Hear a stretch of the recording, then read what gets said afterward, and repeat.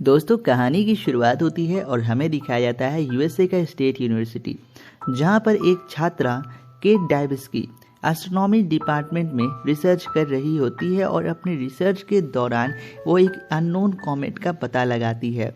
वो इस कॉमेट को लेकर अपने प्रोफेसर डॉक्टर रैंडल मिंडी के पास जाती है और कहती है, सर मैंने ये कॉमेट ढूंढा है और मेरी कैलकुलेशन के हिसाब से शायद ये कॉमेट धरती को हिट कर जाएगा।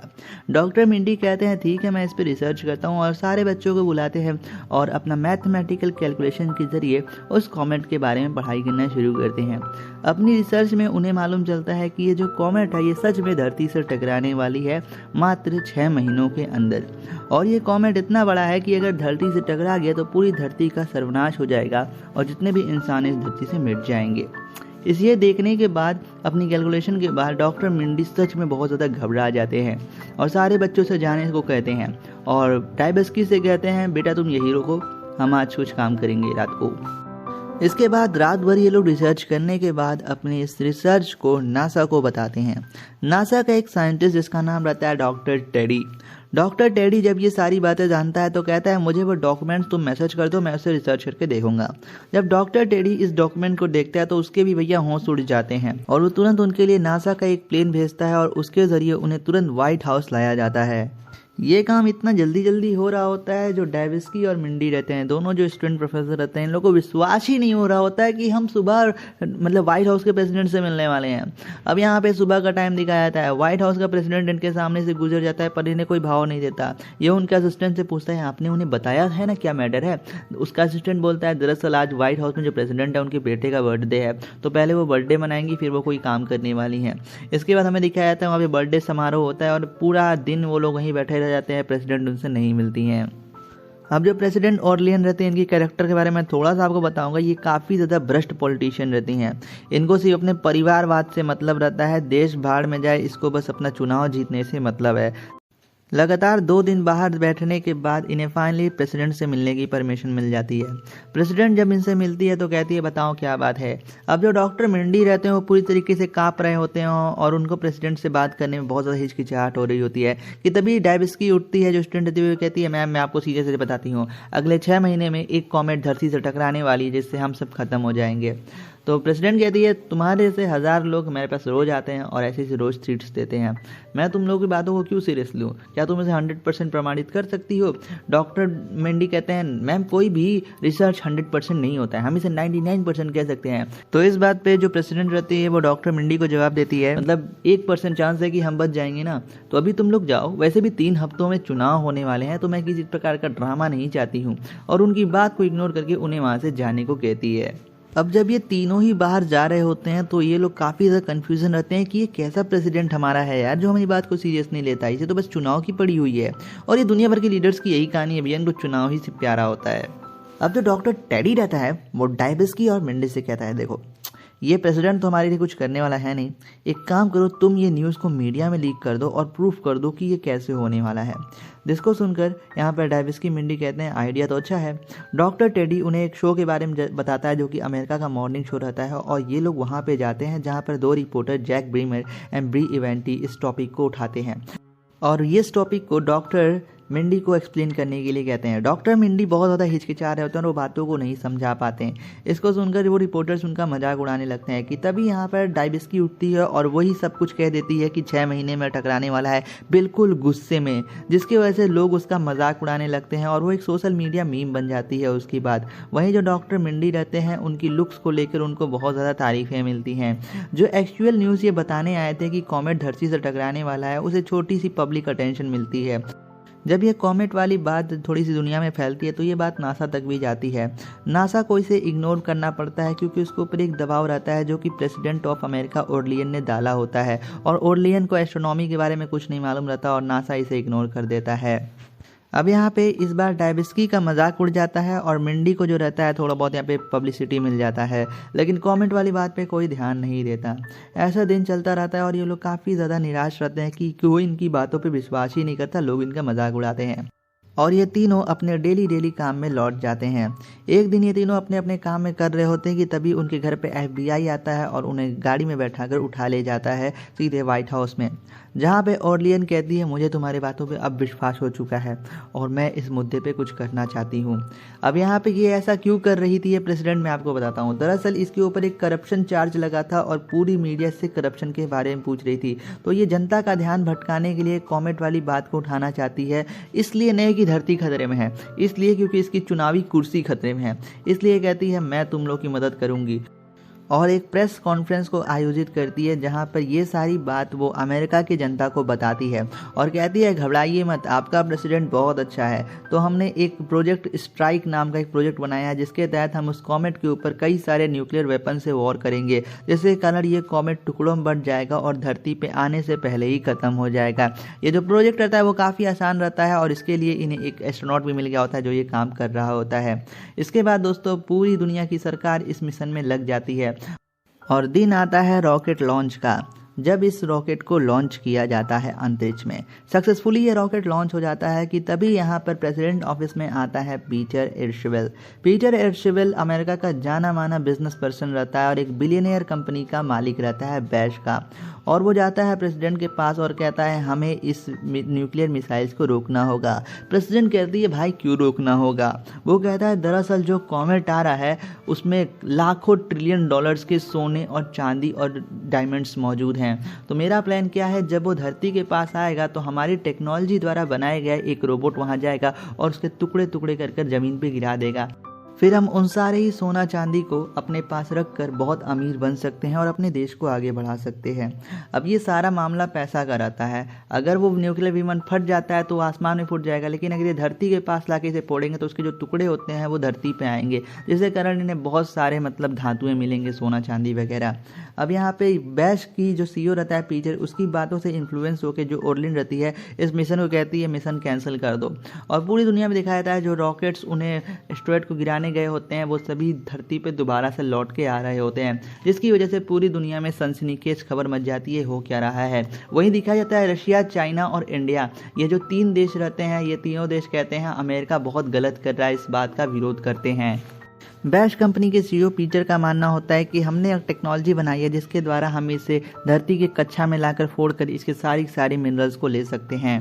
ये बात जब डॉक्टर मिंडी, डायबिस्की और टेडी को मालूम चलती है तो ये लोग काफ़ी ज़्यादा नाराज़ हो जाते हैं और जाते हैं प्रेसिडेंट से मिलने। प्रेसिडेंट कहती है देखो अगर हमने ये किया तो दुनिया में भूखमरी, गरीबी सब कुछ मिट जाएगा और हर कोई अमीर हो जाएगा और हमारा ये धरती है इसको कई सारे नेचुरल रिसोर्सेज मिल जाएंगे।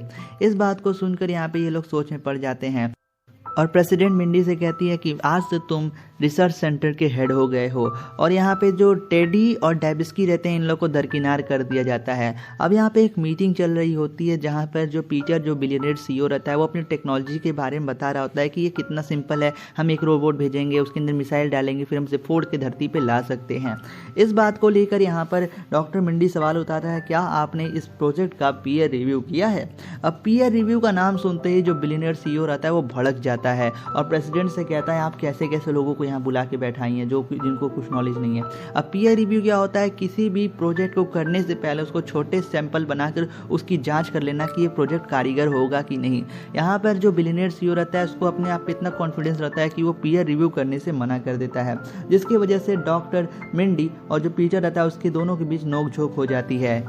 वहीं दोस्तों में डायबिस्की को दिखाया जाता है जो कि अपने रोज के काम धंधा में लौट जाती है अपने शहर में, लेकिन उसके माता पिता बहुत उससे नाराज रहते हैं और उसे अपने घर से बाहर निकाल लेते हैं। वहां पर वो जाती है तो वो अपना एक नया बॉयफ्रेंड बना लेती है जिसका नाम रहता है यूल, और वहां पे एक स्टोर में वो काम कर रही होती है। वहीं डॉक्टर टेडी को दिखाया जाता है जो वो रोज का उसका साइंटिस्ट का काम रहता है, वो रोज जाता है ऑफिस और आता जाता है, मतलब दोनों की जिंदगी नॉर्मल हो चुकी है। और जो डॉक्टर मिंडी है वो लाइफ में थोड़ा बहुत आगे बढ़ चुका है। अब यहाँ पे जो डॉक्टर मिंडी रहता है वो रिपोर्टर एटेलनेट के साथ अफेयर भी कर रहा होता है। जब ये बात इसकी वाइफ को मालूम चलती है तो उसकी वाइफ वहाँ पे आती है और उसे बहुत खड़ी खोटी सुनाती है।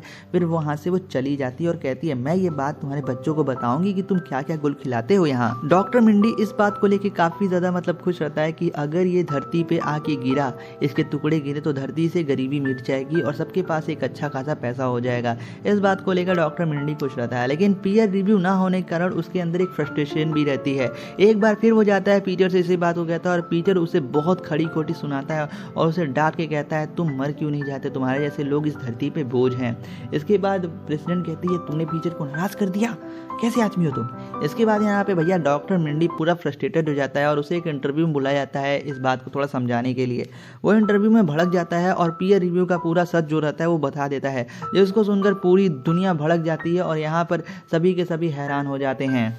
अब दोस्तों दुनिया दो खेमों में बट चुकी होती है। पहले वो लोग जिनका मानना है कि न्यूक्लियर वेपन से हमें इस एस्ट्रॉयड को आसमान में ही फोड़ देना चाहिए, वहीं दूसरे टाइप के लोग वो हैं जिनका मानना है कि हमें इसे अंतरिक्ष की कक्षा में फोड़ना चाहिए, जिसकी वजह से हमारे देश में दुनिया भर में गरीबी मिट सके और सोना चांदी हमारे धरती को मिल सके। तो यहाँ पे दो तरीके के लोग दुनिया में बढ़ जाते हैं और एक और सेक्शन रहता है जिन लोग का मानना है कि भैया ये एस्ट्रॉयड है ही नहीं, ये एक अफवाह है।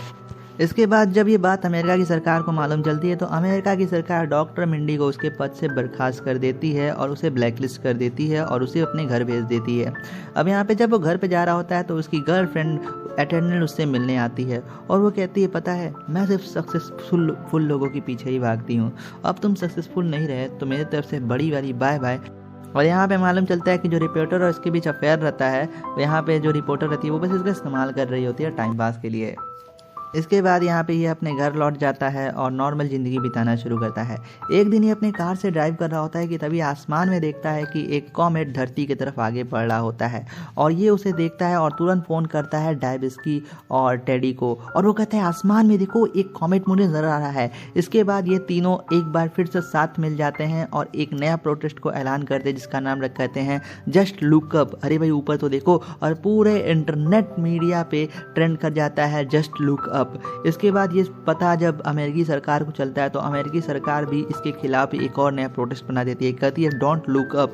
दरअसल ये जो आ रही है ये हमारी धरती को फिर से अमीर बनाने वाली है। तो यहाँ पे अमेरिका की सरकार भी एक प्रोटेस्ट चला देती है जिसका नाम रहता है डोंट लुक अप। तो यहाँ पे एक बार फिर से धरती के लोग दो खेमों में बच जाते हैं। पहले लोग जो कि ऊपर देखना चाहते हैं और दूसरे लोग वो हैं जो कि इस बात को नजरअंदाज कर अपने काम काज में ध्यान देते हैं और वो लोग कहते हैं अगर ये धरती से टकरा गया तो हमें बहुत सारे सोना चांदी मिलेंगे।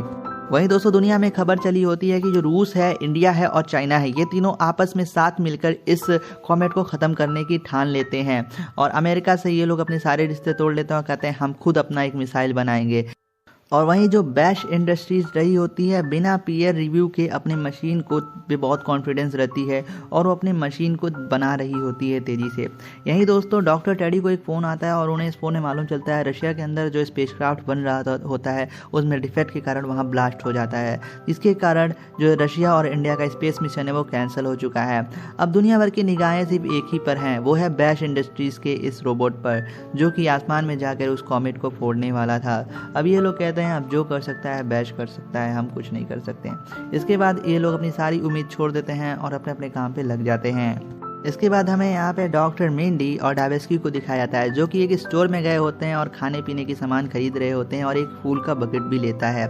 इसको लेकर जो डॉक्टर मिंडी रहता है अपने वाइफ के पास जाता है और उससे माफ़ी मांगता है। उसकी वाइफ भी उसे माफ़ कर देती है। फिर इसके बाद यहाँ पर डॉक्टर मिंडी का परिवार डायबिस्की का एक बॉयफ्रेंड जिसका नाम रहता है यूले, जो इसके हाल ही में मतलब बॉयफ्रेंड बना था, और साथ ही साथ वहाँ पर आ जाता है यहाँ पर डॉक्टर टेडी और कहता है देखो मैं यार अकेले नहीं आया हूँ, मैं 2 शराब की बोतलें भी लाया हूँ। और यहाँ पे ये जो पूरा परिवार रहता है वो डिनर कर रहा होता है और ये लोग जानते हैं कि अब कुछ ऐसा नहीं होने वाला कि मतलब हम बच सकें। इसके बाद ये लोग अपनी अपनी कहानी को शेयर कर रहे होते हैं। बहुत इमोशनल सीन ये होता है।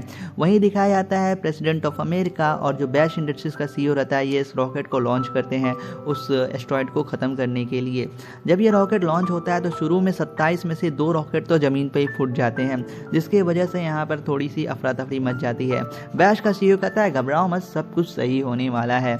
लेकिन जैसे ही इनका जो सारे रॉकेट्स होते हैं वो उसकी तरफ बढ़ते हैं तो ये सारे रॉकेट फुस्सी निकल जाते हैं और फ्लॉप हो जाते हैं और यहाँ पर ये एस्ट्रॉयड में धमाका तो करते हैं लेकिन एस्ट्रॉयड का बाल भी बाका नहीं हो पाता।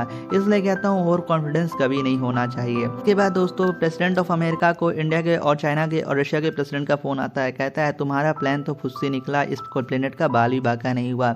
इसके बाद यहाँ पर जो बैश का CEO रहता है कहता है हमें प्लान B पे काम करना होगा। अब प्लान B ये रहता है कि इन्होंने एक स्पेसशिप बनाया रहता है जहाँ पर अगर धरती खत्म हो जाती है तो ये लोग स्पेसशिप के जरिए एक दूसरे अर्थ के तलाश में जा सकें, और इनका ये सबसे बड़ा प्लान यही रहता है। इन्होंने इस स्पेसशिप को इसलिए डिज़ाइन किया रहता है। तो यहाँ पर जो प्रेसिडेंट ऑफ अमेरिका रहती है और जो ब्रैश का CEO रहता है, ये दोनों उस स्पेसशिप की तरफ बहाना करके निकल जाते हैं, और जो प्रेसिडेंट का जो लड़का रहता है वो वहीं बैठा रह जाता है। अब यहाँ पे जो डॉक्टर मिंडी के घर पे फ़ोन आता है जहाँ पर वो परिवार वाले आपस में बात कर रहे होते हैं। बहुत इमोशनल मोमेंट होता है कि तभी उसके फ़ोन पे डॉक्टर प्रेसिडेंट का फ़ोन आता है। प्रेसिडेंट उससे कहती है, देखो तुमने जो किया बहुत अच्छा किया, मैंने तुम दोनों के लिए 2 सीट रिजर्व करके रखी है, तुम लोग चाहो तो हमारे स्पेसक्राफ्ट में आ सकते हो और हमारे साथ इस सफ़र पर चलो। यहाँ पर डॉक्टर मिंडी कहता है, मेरा परिवार ही मेरे लिए सब कुछ है, तो आप अपने बेटे के साथ इंजॉय करें। वो प्रेसिडेंट कहती है, मेरा बेटा? ओ माई गॉड, मेरा बेटा तो धरती पर ही छूट गया। और सही में बताऊँ तो जेसन जो उसका बेटा रहता है वो उस ऑफिस में ही रह जाता है। इसके बाद जब प्रेसिडेंट और ब्रैश का CEO नहीं आता है तो ऑफिस में दिखाया जाता है, हर कोई समझ जाता है कि धरती नहीं बचने वाला, और जितने भी अधिकारी रहते हैं कहते हैं मुझे अपने बेटे से मिल जाता है, मुझे अपनी बीवी से मिल जाता है। हर कोई दौड़ पड़ता है मतलब अपने घर की तरफ, और यहाँ पे जो जेसन रहता है वो बैठा रहता है, कहता है मेरी मॉम आएंगी। इसके बाद यहाँ पर दिखाया जाता है डॉक्टर मिंडी का परिवार जहाँ पर सबको यहाँ पर टेबल पे बैठ कर डिनर कर रहा होता है और बात कर रहा होता है कि तभी वो एस्टेरॉयड धरती से टकराता है और सब कुछ धूल में मिट जाता है। धरती का 1/4 हिस्सा का ग्रेविटी ही खत्म हो जाता है, और यहाँ पर एक शॉक वेव आता है जिसमें डॉक्टर मिंडी और सब कोई मारा जाता है। इसके बाद दोस्तों हमें इस कहानी को दिखाया जाता है 22,740 सालों आगे ले जाकर। मतलब यहाँ पर ये जो 2000 पीपल जो स्पेसशिप से निकले थे वो जाते हैं एक अननोन सी ग्रह पे जो बिल्कुल पृथ्वी जैसी रहती है। अब जब वो लोग इस ग्रह पे पहुंचते हैं तो वो लोग देखते हैं यहाँ तो सब कुछ बहुत अच्छा है, ऑक्सीजन लेवल 90% है, और ये लोग एक मानव जाति का नया शुरुआत करने वाले होते हैं कि तभी उन्हें कुछ जानवर घेर लिए होते हैं। और यहाँ पे जो प्रेसिडेंट ऑफ अमेरिका रहती है वो जाती है, कहती है जानवर कितना प्यारा है, कि तभी वो जानवर अपना मुंह खोलता है और उसे खड़े खड़े खा जाता है, जिसको देख कर ये सब घबरा जाते हैं और वो जानवर एक के बाद इन लोगों को वहीं मार डालता है। अब दोस्तों में फिर से धरती का सीन दिखाया जाता है जहाँ पर दिखाया जाता है एस्टेरॉयड के टकराने के बाद भी कुछ इंसान बच गए होते हैं, और जेसन एक मलबे के जरिए निकलता है और कहता है मॉम मॉम, और अपना वो फ़ोन ऑन करता है और कहता है, दोस्तों मैं इस धरती का आखिरी इंसान बचा हूँ, तो मैं बस यही चाहता हूँ कि आप मेरे वीडियो को लाइक शेयर एंड सब्सक्राइब कर दीजिएगा। वो यहाँ पे जेसन कहता है। और यहाँ पे हमें दिखाया जाता है कि एस्टेरॉयड टकराने के बाद भी धरती के कुछ हिस्सा अभी भी है जहाँ पर थोड़े बहुत इंसान बचे हो सकते हैं, लेकिन इसके बारे में सिर्फ होप दिया गया है, कुछ क्लियर नहीं बताया गया है। तो ओवरऑल दोस्तों ये था पिक्चर जहाँ पर पॉलिटिकली हमें चीज़ें दिखाई गई हैं कि कैसे पॉलिटिक्स में क्या हो रहा है आजकल, और अगर कभी ऐसा हुआ तो दुनिया में क्या हालात बनेंगे, इन सारी चीज़ों को इस मूवी में दिखाया गया है। ये मूवी का नाम है डोंट लुक अप। काफ़ी कमाल की मूवी है, अगर आपको देखना है तो आप जाके नेटफ्लिक्स वगैरह पे देख सकते हैं। आशा करूँगा आपको ये मूवी एक्सप्लेनेशन पसंद आई हो। अगर पसंद आई हो तो यार क्या कर रहे हैं, चैनल करिए सब्सक्राइब, वीडियो करिए एक लाइक, कमेंट कीजिए अपना ओपिनियन। आप अगर ऐसे हालात में फंसे तो आप क्या करना पसंद करेंगे। Thanks for watching this video, take care and goodbye, signing out.